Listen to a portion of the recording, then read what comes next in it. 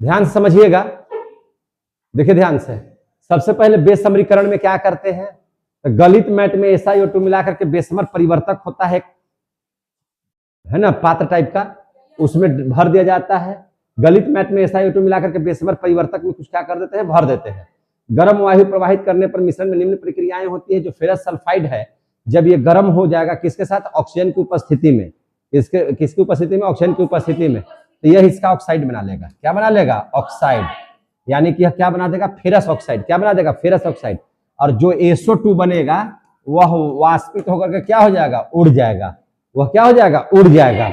और जो FeO अब है, आप देख सकते हैं वहां पे FeO, वह क्या चीज, SiO2 अगर इसमें मिला दिया जाए, क्या मिला दिया जाए, SiO2 मिला दिया जाए, तो यह धातुमल बना ले जाएगा इसके साथ, यानी कि FeSiO3, FeSiO3, इसी को क्या बोलते हैं, धातुमल।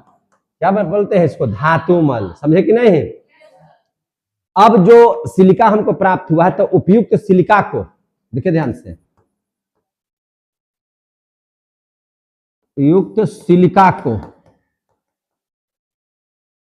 समझे कि नहीं, जो धातुमल हम लोग को मिला ना, तो इसको क्या करते हैं, बेसमर परिवर्तक का, बेसमर परिवर्तक का, बेसमर परिवर्तक का क्षारीय स्तर जो होता है, उसका क्या होता है, क्षारीय स्तर। चूंकि जो बेसमर परिवर्तक होता है ना, तो उसका जो पेंदी होता है, मैंने चारों तरफ से जो दीवारें होती हैं, वह क्षारीय, मैंने कहने का मतलब है ना कि वह कैल्शियम ऑक्साइड की बनी होती है। किसकी बनी होती है, कैल्शियम ऑक्साइड का। समझ में आई बात है। तो वह क्या होता है, क्षारीय स्तर अवशोषित कर लेता है।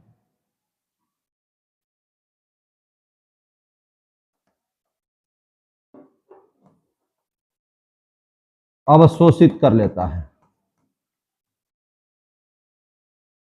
तो यानी कि उसके क्या लगा हुआ रहता है, कैल्शियम ऑक्साइड। क्या लगा हुआ रहता है, कैल्शियम ऑक्साइड। और सिलिका इसके साथ जाता है। सिलिका क्या होता है, जाता है, तो क्या बना देता है, कैल्शियम का, यानी कि CaSiO3, यानी कि ये भी क्या हो गया मेरा, धातुमल। ये भी क्या हो गया, धातुमल। ये भी क्या हो गया, धातुमल। समझे कि नहीं। और जो कुछ भाग कॉपर सल्फाइड का हुआ, समझ में आ रही है बात ना, कॉपर सल्फाइड का, क्यूप्रस सल्फाइड का जो भाग हुआ, कुछ भाग, तो वह भी ऑक्सीजन के साथ, किसके साथ, ऑक्सीजन के साथ क्या हो जाएगा, इस सब पर डेल्टा डाल दिया, यानी कि गर्म कर रहे हैं। क्या कर रहे हैं, गर्म कर रहे हैं। तो यह इसका भी ऑक्साइड बना लेगा, Cu2O। समझ में आ रही है बात है, यह Cu2O। और SO2 जो निकलेगा वह वाष्पित होकर के क्या हो जाएगा, उड़ जाएगा। वाष्पित होकर क्या हो जाएगा, उड़ जाएगा। अब जो यहां पर देखिएगा, ये वाला क्यूप्रस ऑक्साइड और क्यूप्रस सल्फाइड, जब आपस में इसको हम लोग है ना बेसमर परिवर्तक में गर्म करेंगे, तो क्या हो जाएगा, ये कॉपर की प्राप्ति हमको करा देगा। क्या चीज की प्राप्ति करा देगा, कॉपर की। क्या चीज की प्राप्ति हो जाएगा, कॉपर। कॉपर एक जगह हो जाएगा, और एस और ओ यानी कि SO2 बना करके उड़ जाएगा। SO2 बना करके क्या हो जाएगा, उड़ जाएगा। तो यहाँ जो हमको कॉपर की प्राप्ति हुई, यह शुद्ध होता है, लेकिन कितना मात्रा में, 98%। कितना मात्रा में, 98% मात्रा में। यानी कि हम लोगों ने देखा यहाँ पे कि कॉपर तो हमको मिला, लेकिन ये भी कॉपर पूर्णतः शुद्ध नहीं है। तो अब पिघले तांबा, जो यानी कि जो तांबा है, ये पिघला हुआ भाग है। तो ये जो पिघला हुआ तांबा है, पिघले तांबे को हम लोग क्या करेंगे, तो पिघले तांबे को सांचों में ढाल करके ठंडा करने पर, सांचों में ढालकर फिर उसके बाद क्या करते हैं, ठंडा करने पर, ध्यान समझिएगा, ठंडा करने पर उसमें उपस्थित जो SO2 गैसें हैं,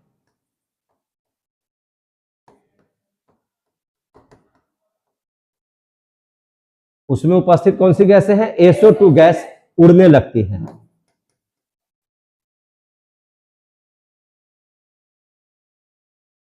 SO2 गैस क्या होने लगती है, उड़ने लगती है, जिससे कॉपर की सतह पर,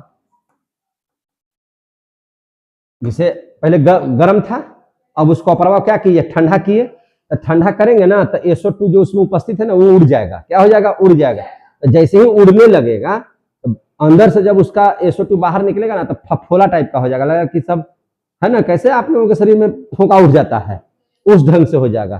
तो जिससे जो है ना कॉपर की सतह पर, कॉपर की सतह पर क्या पड़ जाता है, फफोला। क्या पड़ जाता है, फफोले पड़ जाते हैं, फफोले पड़ जाते हैं। अब फफोला पड़ने की वजह से इसको क्या कहते हैं, फफोलेदार कॉपर। समझे कि नहीं, इसको क्या कहते हैं, फफोलेदार कॉपर। यानी कि जैसे फफोला पड़ा ना, तो फफोलादार कॉपर इसको बोलेंगे। अतः कॉपर को यहाँ पे क्या बोलते हैं, अतः कॉपर को फफोलेदार कॉपर कहते हैं, कॉपर कहते हैं। तो बेसमर परिवर्तक में जो हमको कॉपर मिलता है, तो इसमें 98%, कितना परसेंट, 98% शुद्ध कॉपर होता है, शुद्ध कॉपर होता है। तो क्या यह भी पूर्ण रूप में शुद्ध है, नहीं है। तो अब हम इस फफोलेदार कॉपर का क्या कर देंगे, शोधन। अब हम फफोलेदार कॉपर का क्या कर देंगे, शोधन। तो इसको लिखेंगे, फफोलेदार कॉपर का शोधन करेंगे। क्या करेंगे, शोधन। शोधन बोलेंगे तो इसी को बोलते हैं प्यूरिफिकेशन। समझे कि नहीं, तो वो करेंगे हम लोग। तो अब इसकी दो विधि है, एक है आपका क्या चीज, पोलिंग विधि। कौन सी विधि है, पोलिंग विधि। क्लियर हो रहा है। तो पोलिंग विधि कैसे करते हैं, तो देखिए फफोलेदार जो कॉपर है,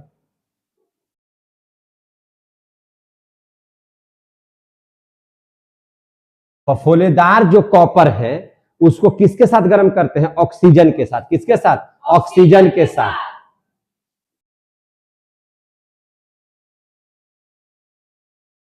ऑक्सीजन के साथ गर्म करते हैं।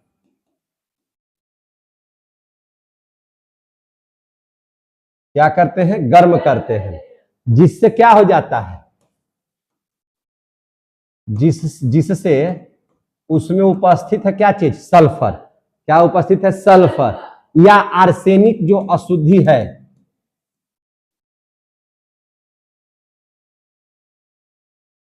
ये सब जो अशुद्धियां हैं, वो सब अशुद्धियां क्या हो जाती हैं, ऑक्सीकृत होकर के उड़ जाती हैं।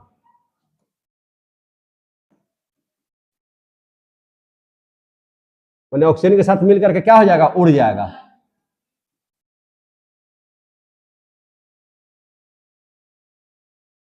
ऑक्सीकृत होकर के क्या हो जाती हैं, उड़ जाती हैं। समझे कि नहीं समझे। अब क्या होता है, अब जो हम लोग देखेंगे, तो अब पिछली जो धातु है, आपको याद है कि हरा लकड़ी लेते थे, और हरा लकड़ी ले करके पोलिंग विधि में उसको हिलाते थे ऐसे ऐसे कर करके, है कि नहीं। हरी लकड़ी की बल्लियां जो होती थी, बल्ली है ना, उससे क्या करते थे, हिलाते थे। तो उसको हिलाने से क्या होता था, वह लकड़ियां गर्म होकर के मीथेन गैस यानी कि CH4 गैस है ना, क्या करता था, अब मैंने उसको निकालता था वो। और उसके बाद अपचयित कर देने से क्या हो जाता था, 99% मैंने कॉपर शुद्ध हो जाता था। कॉपर क्या हो जाता था, शुद्ध। तो चलिए देखेंगे, अशुद्धियां ऑक्सीकृत होकर क्या हो जाती थी, उड़ जाते थे। अब पिघली धातु को, अब पिघली धातु को किसके सहारे, तो हरी लकड़ियों के बलियों से हिलाया जाता है। हरी लकड़ियों के बल्ली से हिलाया जाता है। पोलिंग विधि में तो ही बताए थे ना, तो हिलाया जाता है। अब जब हिलेगा, उसके साथ गर्म होगा लकड़ियां, जिनसे निकलने वाला मीथेन गैस,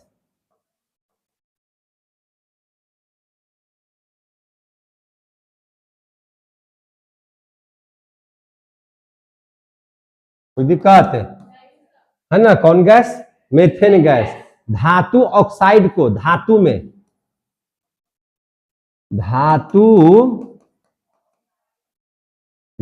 ऑक्साइड को, उसमें जो तनी मनी और बचलो होगा थोड़ा बहुत, उसका जो ऑक्साइड में क्या कर देता है, धातु ऑक्साइड को धातु में अपचयित कर देता है। अपचयित कर देता है, यानी कि एकदम शुद्ध बना देता है, हटा देता है, जितना और तनी मनी बचलो है वो भी सब हट गया, समझे कि नहीं। और इसमें कितना परसेंट धातु की प्राप्ति होती है? 99.9% शुद्ध कॉपर प्राप्त होती है। शुद्ध कॉपर क्या होती है? प्राप्त होती है। तो ये था आपको पोलिंग विधि के द्वारा, लेकिन हम आपको पढ़ाए हैं एक और विधि, विद्युत अपघटनी शोधन विधि। क्या पढ़ाए हैं? विद्युत अपघटनी शोधन विधि। जरा उसको भी देख लेते हैं।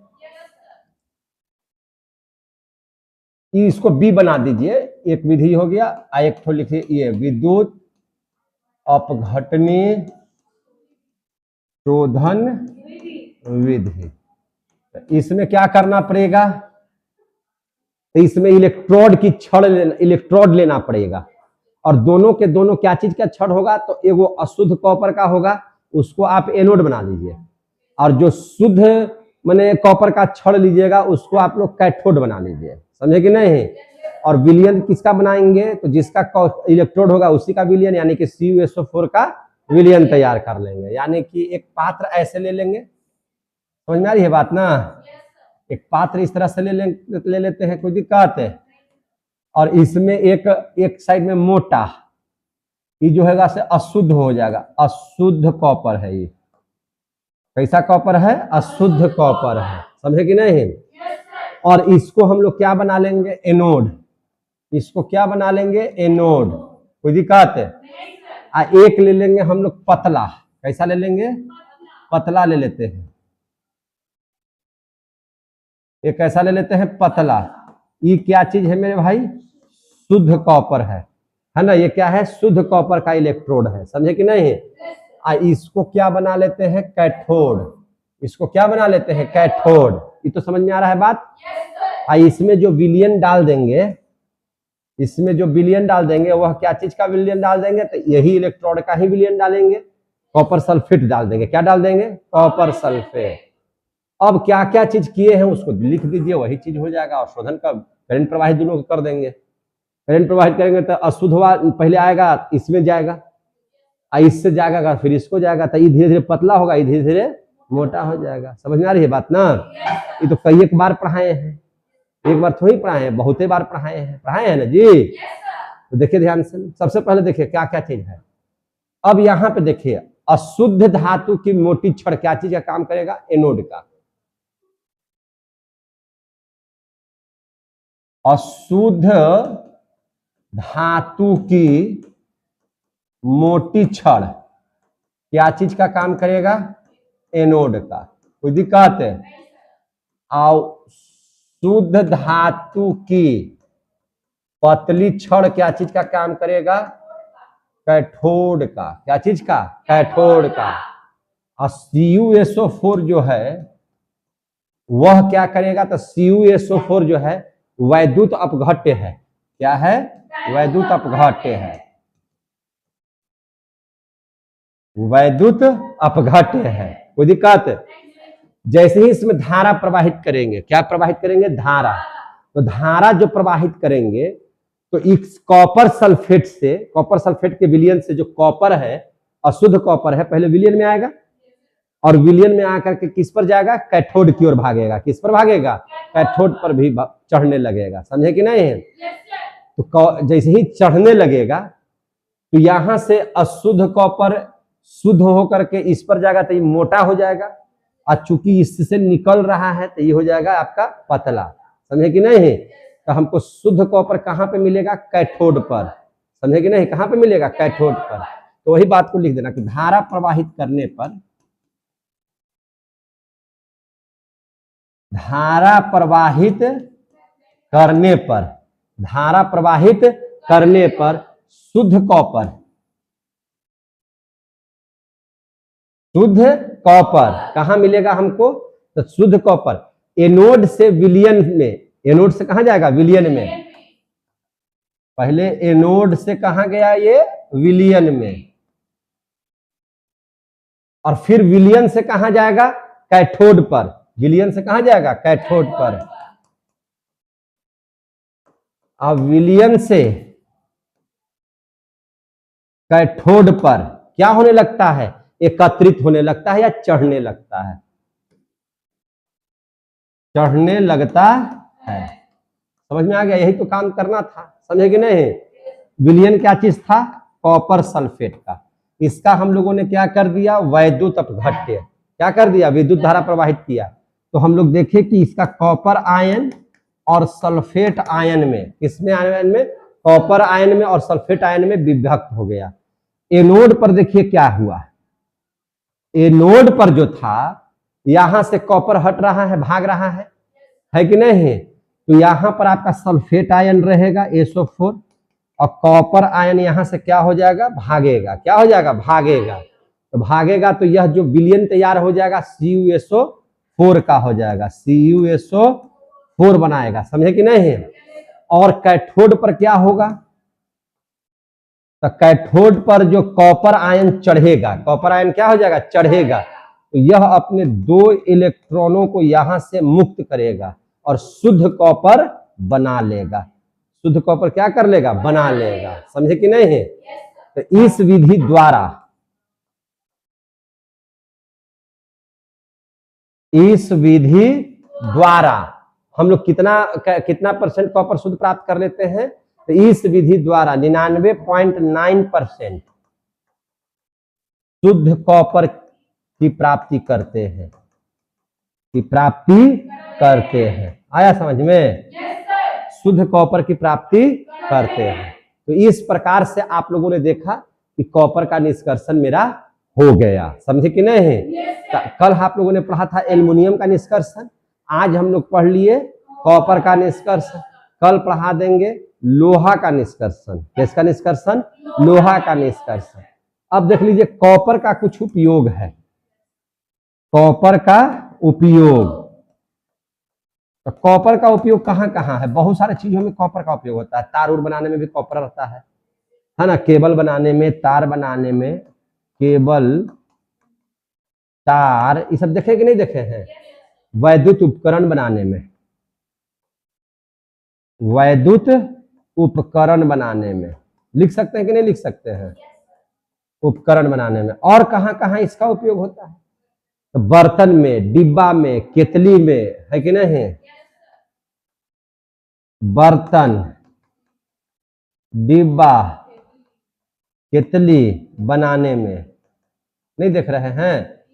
और कहां इसका प्रयोग होता है, तो और इसका प्रयोग होता है सोना और चांदी जो है उसका मिश्र धातु बनाने में, मिलाया जाता है।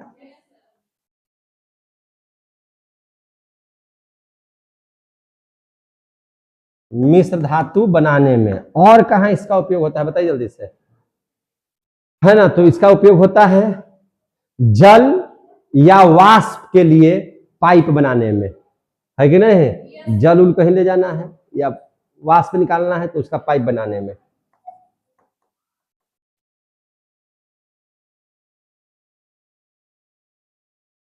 पाइप बनाने में कोई दिक्कत है, तो इस प्रकार से कॉपर का निष्कर्षण क्या हो गया, समाप्त हो गया। कोई दिक्कत है।